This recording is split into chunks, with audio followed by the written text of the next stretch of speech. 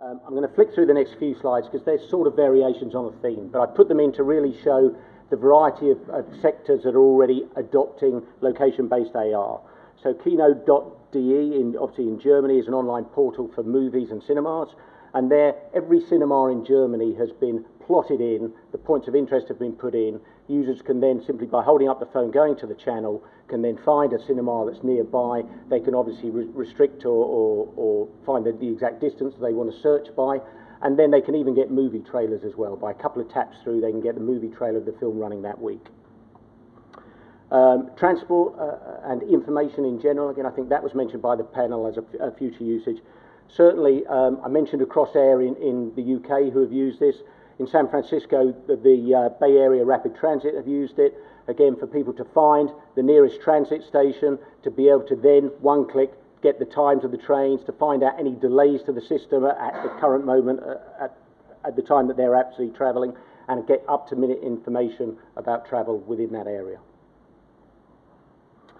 Clicktel.de, again, a multi-channel provider of location-based information. Again, just a whole host of information they've got because they've got information content to burn. So things listed there such as drugstores, restaurants, as well as movie theatres as well, and fast food outlets. So again, just by opening the channel, the consumer then can actually select which of those sub-channels they want to find the information that's absolutely pertinent and relevant to them in their location. Valpak, again, so much talk about coupons today. If I can find the cursor, I'll just run this one as well. LPAK. As the page loads, local offers will start popping up on your phone wherever you point it. The augmented reality feature works with the phone's camera and displays Valpak savings all around you in real time. So when I hold the phone like this, I can see that there's an Italian restaurant down the street with a free offer for baked ziti. Sweet! And over here, I can get an oil change for my car. Down here, it's a local hardware store, which is great because I have a bunch of to-do projects I've been putting off. Now let me show you what else it can do. If you click on one of the offers, you get detailed information about it, directions to the restaurant, and you can even click to call. So let's say you want to get this deal. Select Open Web. This takes you to Valpak.com where you can redeem the offer. Now all you have to do is show the merchant the offer on your phone. Bam. Done. Savings. There's no printing. There's no clipping. It's that easy. You can even view the offers as a list, so you can scroll through them fast.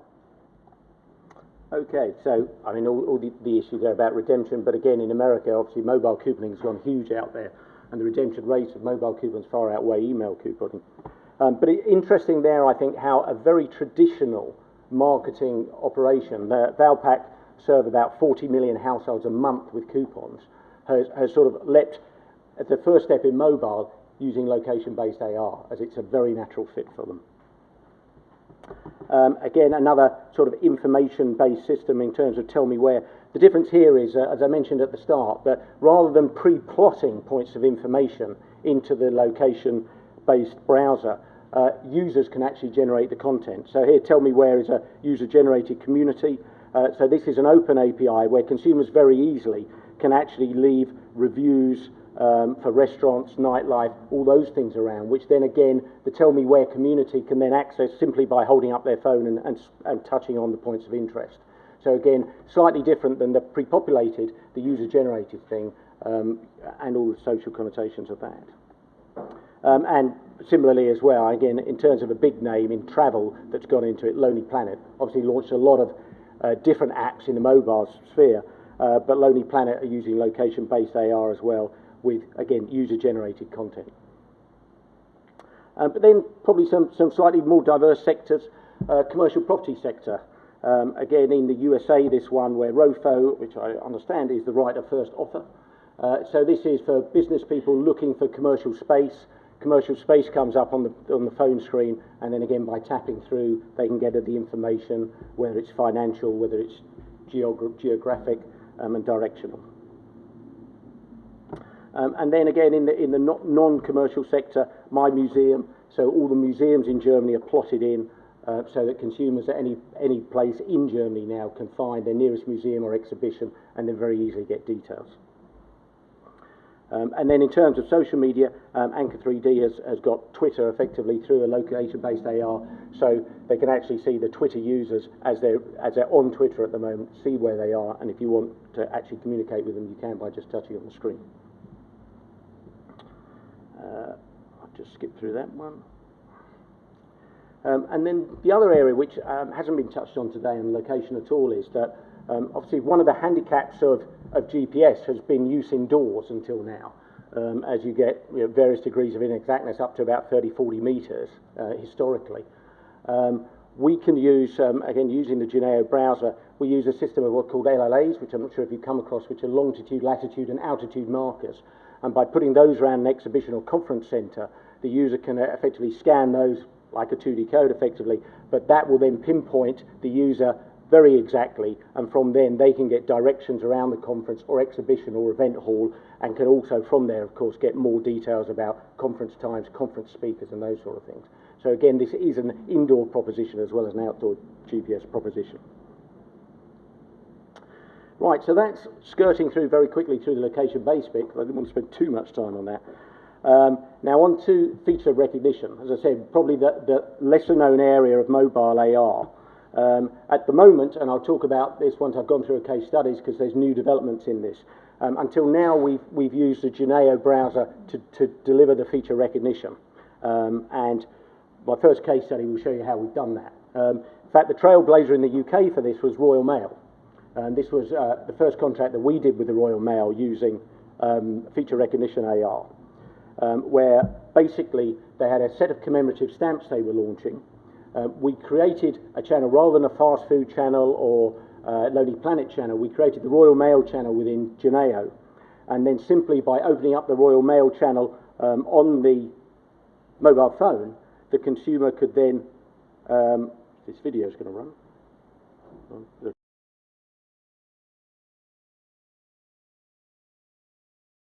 Hello, I'm going to show you how to use the world's first intelligent stamp, the Great British Railway stamp, the first in the world to combine sophisticated image recognition technology with the iconic stamp, brought to you by Royal Mail. This issue is bringing stamps to the digital generation in a fun, innovative and educational way, as well as adding an extra dimension for stamp collectors around the world. The technology will then be used in selected future stamp issues to mark the evolution of stamps into the 21st century. Using the technology is really simple. First of all, you need the software to read the stamp. On your smartphone, go to the App Store and search for the Geneo application. Geneo is free of charge and you can easily download it to your phone just like any other app.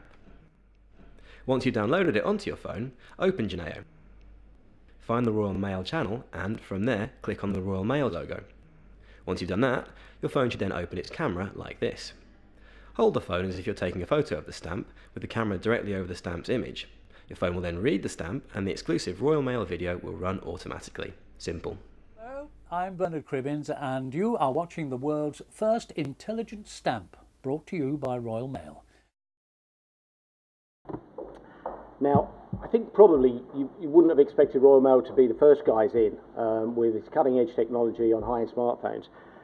We can't actually give you the numbers because we're under NDA, but probably suffice it to say that in the last 5 months we've done 3 further campaigns with the Royal Mail using the Royal Mail channel. And it's interesting because in terms of cost effectiveness of the campaigns, once we've done the setup job of setting up the Royal Mail channel, it is relatively inexpensive to run a campaign where we plot in the visual triggers and then plot in the content as well that's going to be linked to them. And so now 4 campaigns effectively for the price of about 1.5 campaigns is what we get by doing that. So very interesting that a company like Royal Mail have seen both a commercial benefit and certainly in terms of the internet PR coverage that they got for it was just massive really worldwide. And a variation of this was in Spain as well, so Absolute Vodka, so rather than using a stamp, obviously this could be used off of print ads as well.